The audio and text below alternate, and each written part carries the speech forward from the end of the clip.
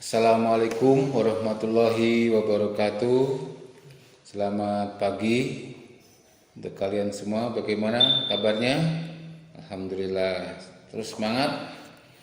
Kita pada materi etika profesi ini sudah sampai pada materi sesi 7 ya.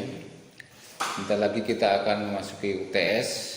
Materi yang kita akan bahas adalah peran guru dalam membimbing siswa atau disebutnya bimbingan konseling. Tepatnya kalau di SD itu bimbingan dan penyuluhan. Adapun tujuan daripada sesi ini adalah mahasiswa mampu mendeskripsikan macam-macam bimbingan bagi siswa di sekolah. Dua, mahasiswa mampu mendeskripsikan peran guru dalam bimbingan dan konseling. Ketiga, mampu membuat solusi untuk mengolah stres dalam pembelajaran. Bapak Ibu maaf ini ya, para mahasiswa sebagai seorang guru tadi di sesi-sesi berikutnya itu punya tugas tuh ya, selain mengajar, mendidik, melatih, membimbing, menilai dan seterusnya, itu ada tugas yang sangat mulia berkaitan dengan proses interaksi belajar yang dilakukan tadi. Itu akan timbul masalah, salah satunya stres. Sebagai mahasiswa kalian dengan banyak tugas kan stres juga kan. Ini perlu adanya bimbingan dan konseling. Nah, bagi anak SD sangat rentan.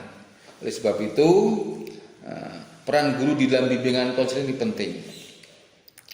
Pertama, dia harus melakukan pendampingan agar anak-anak tersebut terprogram dengan baik. Seorang guru itu harus membuat program bimbingan dan penyuluhan atau program bimbingan dan konseling. Misalnya saja jumlah siswa kita berapa? Misalnya jumlah siswa itu berdasarkan standar minimal atau SPM itu jumlah satu kelas 32. Maka seorang guru harus melakukan bimbingan dan konseling di program setiap anak itu 1 bulan minimal 1 kali. Kalau dalam 1 tahun itu 12 bulan. Tidak mungkin kita melakukan BP 12 kali dalam 1 tahun, karena 1 bulan 1 kali.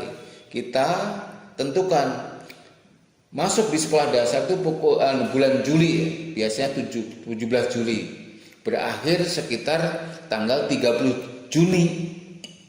Ini harus diatur, dibuat program, sehingga seorang guru itu mampu melayani siswa. Di tengah-tengah melatih, membimbing proses belajar itu akan timbul stres. Oleh sebab itu bimbingan dan penyuluhan atau bimbingan itu sangat perlu hadir di tengah-tengah program tersebut.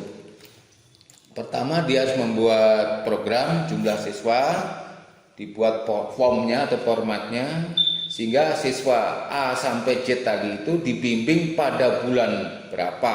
Kalau bulan Juli nggak memungkinkan, paling kita awali Agustus, dan bulan Juni tidak mungkin, berarti sekitar Maret harus sudah tuntas minimal 8 kali sampai 10 kali bimbingan. Mengapa? Sebab anak itu malu untuk mengungkapkan masalahnya, padahal dia punya masalah tapi dia malu. Oleh sebab itu dengan BP ini diharapkan pendampingan guru akan memotivasi anak mampu memecahkan masalah yang dihadapi anak. Apa sih masalah-masalah yang dihadapi anak? Banyak. Salah satunya pembelajaran. Terutama pembelajaran matematika kan ditakuti oleh anak-anak. Nah, ketika takut ini guru harus hadir membimbing. Sebetulnya matematika itu menyenangkan, itu mudah. Ya, kita gali sebab-sebab anak takut pada matematika. Nanti kita akan bisa. Jadi intinya adalah masalah-masalah pembelajaran banyak ya. Pelajaran ada masalah apa nggak suka kepada gurunya, nggak suka belajar di kelas, atau sukanya di luar kelas. Ini kita akan gali melalui proses bisa pengamatan, observasi, wawancara dan seterusnya. Lalu yang kedua adalah masalah sosial. Ketika belajar di kelas, di luar kelas kan ada temannya. Teman itu punya karakter yang berbeda. Nah, kadang-kadang terjadi konflik atau berantem sama mereka. Nah, ini perlu dibimbing, hadirnya guru untuk membimbing anak-anak tersebut supaya dia bisa bekerja sama dengan temannya, berkolaborasi dengan teman-temannya. Yaitu masalah yang sering muncul juga karir. Kadang-kadang anak tuh ketika ditanya kamu ini mau jadi apa, dia nggak ngerti.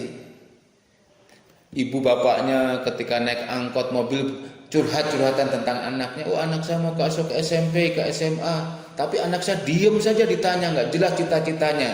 Maka di situ hadirnya seorang guru melakukan bimbingan sehingga dia punya arah yang jelas cita-citanya.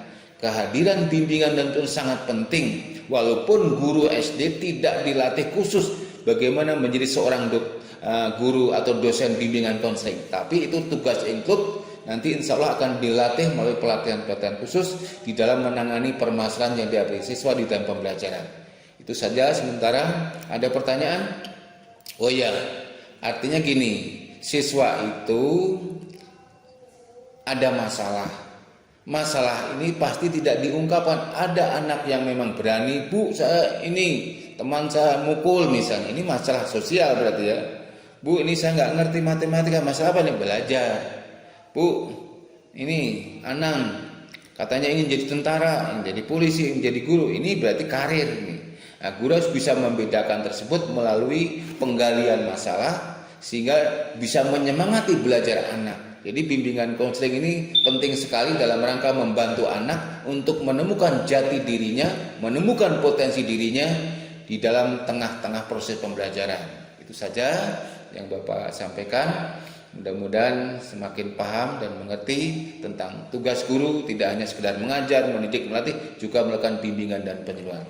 Saya kira di akhir sekian dan lanjutkan di aplikasi pembelajaran di Edlink. Terima kasih. Assalamualaikum warahmatullahi wabarakatuh.